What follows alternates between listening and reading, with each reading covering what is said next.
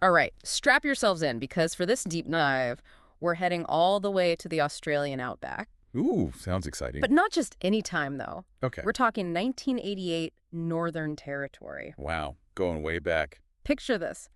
Vast, rugged landscape, famous for its raw beauty, and then suddenly the sky lights up with things that just no one can explain. I'm already intrigued what happened. Well, that's what we're here to find out, right? Absolutely. And the really wild part is this wasn't just like a one-night thing. This Yeah. was a whole string of UFO sightings over multiple nights, and get this, each with more witnesses than the last. Oh, wow. So it wasn't just a few people seeing things. Not at all. We're talking multiple accounts, reports, firsthand stories from people who were there, and let me tell you, it gets pretty intriguing. I bet. So where are we getting all this info from? Our source material goes really deep on these events, and the first thing that just hits you is how different all the descriptions are. Oh, that's interesting. Huh. So we're not talking about like your typical blurry lights in the sky kind of thing. Nope. Some people did see bright, colorful lights moving in formation. Think about that in formation. But then you've got others describing these huge, silent, triangular objects just hanging in the air. Hmm. That variety of reports is always interesting in UFO research. Oh, so? Well, on the one hand, yeah, it could mean some folks are just misinterpreting what they're seeing. Different people, different perspectives, you know? Yeah, that makes sense. But on the other hand, when you've got that much variation, it gets kind of harder to say it's all just weather balloons or some tricks of the light. Right. It's like the more ways people describe it, the less likely it is there's just one simple explanation for everything. Exactly. And there was this one account that totally stuck with me. Someone described the lights as communicating with each other, and those were their exact words. Communicating. Wow. That's not just some random light in the sky, right? That image makes you think about intelligence, maybe purpose. Right. And it's important to remember, we aren't just talking about like abstract events here. What do you mean? Well, this stuff had a real impact on the people who saw it, you know? Imagine looking up and seeing something that you just can't explain. It's got to mess with your sense of reality a little. For sure. We're talking awe, wonder, but also fear and unease. This is about how people genuinely reacted to facing the unknown. Totally. And our source even mentions how some people were so affected by this, they spent years after trying to make sense of what they saw. Yeah, it shows you the power these events can have, how they can stick with you and kind of make you question everything. It wasn't just, oh, cool UFOs. This was something that hit people on a deeper level, making them wonder about the universe, their place in it, what's even possible. Right, and it wasn't even just those who saw something who were impacted. Yeah, the source talks about how this kind of brought the whole community together. Oh, interesting. Even if not everyone believed in aliens, there was this shared curiosity, this feeling of being in it together. That's something you see a lot with these sorts of unexplained events. Yeah. It's like this deep human need to make sense of the unusual, to find some meaning in it. For sure. And in this case, it really sparked a wave of interest in UFOs all across Australia. Oh, wow. People were practically turning into detectives, digging through reports, sharing theories. Right. It really captured the public imagination. And it didn't stop there either. What else happened? Well, these 1988 events, they ended up in pop culture, books, movies, you name it. Oh, cool. Like proof that these sightings resonated on a way larger scale. I see that. But there's another side to this whole story that we have to talk about. The government's reaction. Ooh, that's always an interesting angle. How did they handle it? And that's where it gets even more interesting because the government, they didn't just brush this off like some other famous UFO cases. So they took it seriously. They reacted pretty fast. They went public, acknowledged the reports, told people they were taking it seriously, promised to look into it. Sounds like they were trying to keep a lid on things. Maybe calm everyone down. Yeah, definitely. That's kind of unusual in itself. How so? Well, governments often try to control the story in situations like this, maybe to prevent panic, or maybe for reasons we can only guess at. I see what you mean. But the fact they didn't just ignore it all suggests they knew this was a big deal.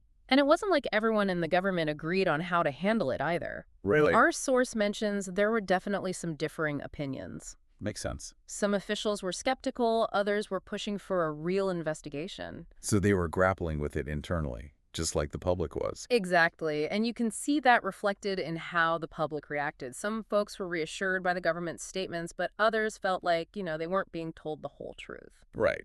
Which, of course, just led to more speculation. It's that back and forth between those in power trying to keep control and the public wanting answers, especially when it comes to the unknown. Makes you wonder what was really going on behind the scenes. For sure. Well, what about the investigation itself? Like, did they actually find anything solid? That's where we go from just stories to something potentially more significant. Because the investigation into the 1988 Northern Territory UFO sightings, this wasn't just a quick glance at some reports. So they went all in. It was one of the most thorough and comprehensive ever conducted, I mean, even globally. Wow, they didn't mess around. So what did they do? Well, they weren't just talking to people. Huh. They were looking at radar data, checking the locations for physical evidence. They went all in. And did they find anything? And here's the kicker. They found things. Like what? Well, military radar picked up multiple objects that were moving at speeds and altitudes that no known aircraft could achieve. Huh, interesting. And at some of the sites, they actually found physical traces that couldn't just be explained away. You're kidding. We're talking markings on the ground, damage to plants, Wow. the kind of stuff that takes us beyond just eyewitness accounts, you know? So are you saying they found proof of aliens? Hold on, not quite. Okay. It's important to kind of distinguish between evidence and proof. I see what you mean. What they found were anomalies. Anomaly. Things they couldn't immediately explain with our conventional knowledge. Okay. But that doesn't automatically equal alien spaceships, right? It just makes the whole mystery that much deeper. I could see that. But with all this data and analysis, there's this one point in the source that I found really fascinating, and I wanted your take on it. Sure. The researchers, they noted how differently people interpreted similar sightings. Like totally different ways. That's a great observation, and it kind of gets to the heart of how we as humans deal with the unknown. Yeah, it makes you wonder how much of what we see is influenced by our own beliefs, our own perceptions. Right. Even when we're faced with seemingly objective events. Like what? Well, our own individual experiences, our cultural backgrounds, what we already believe, all of that shapes how we understand what we're seeing. And this isn't just about UFOs, is it?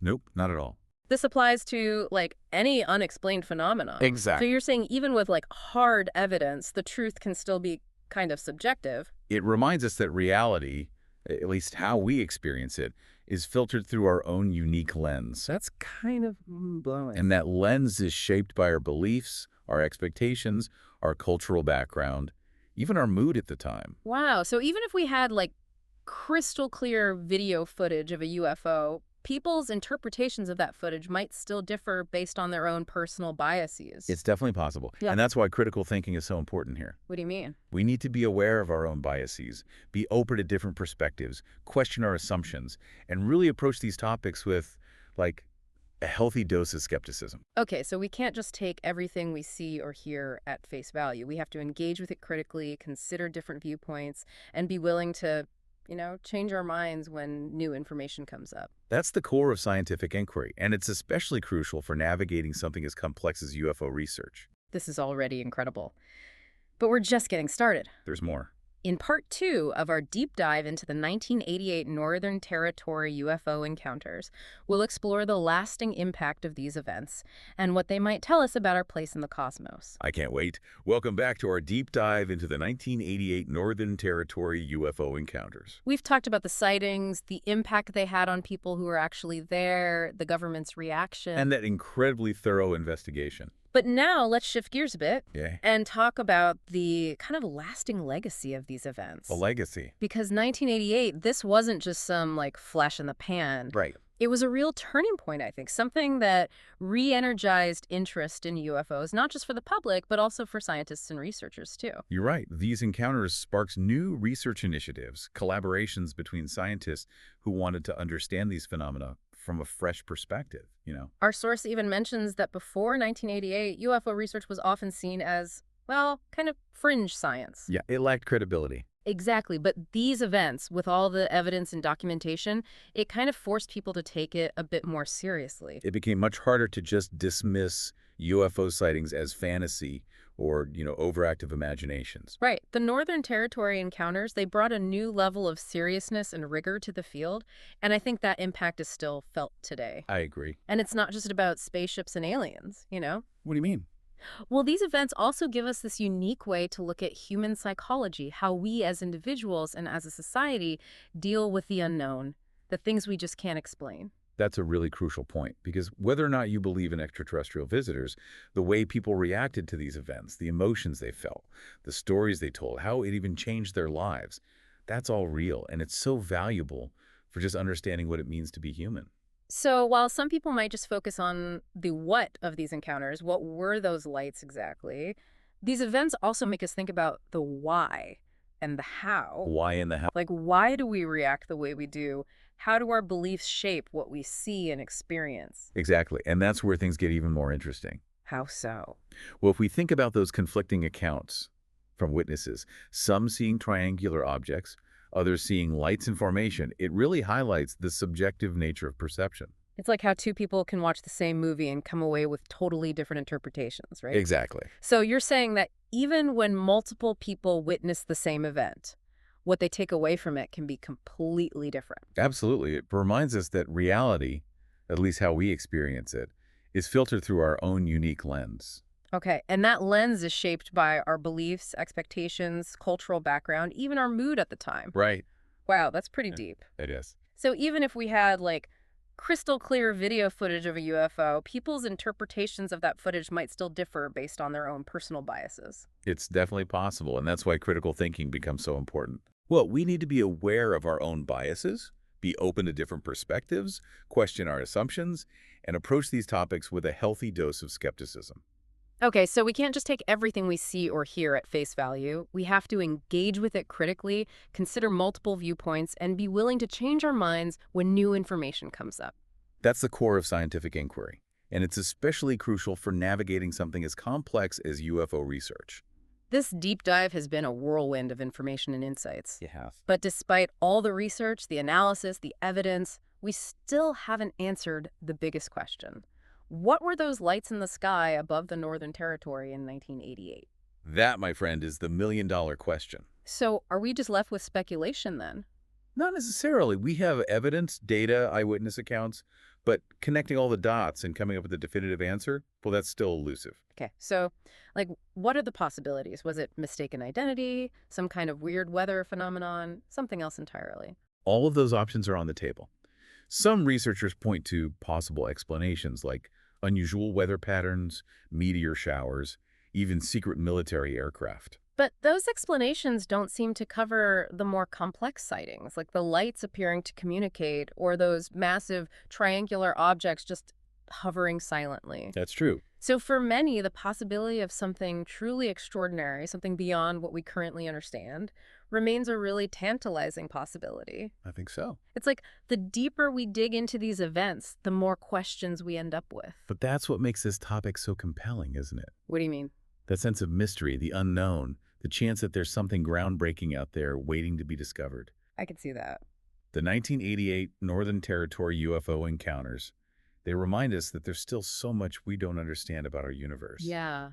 And that sense of wonder, that thirst for knowledge, that's what drives us to keep searching, keep questioning, keep pushing the boundaries of what we think we know. This deep dive has taken us down a rabbit hole of evidence, analysis, some pretty mind-blowing concepts. We've explored the sightings themselves, the impact on the people who were there, the government's response, that incredibly thorough investigation, and even the lasting effects these events have had on UFO research. But there's still one more piece of this whole puzzle to examine. There's more. Stay tuned for the final part of our deep dive, where we'll look at the lingering mysteries, the questions that still need answers, and what these encounters might tell us about our place in the cosmos.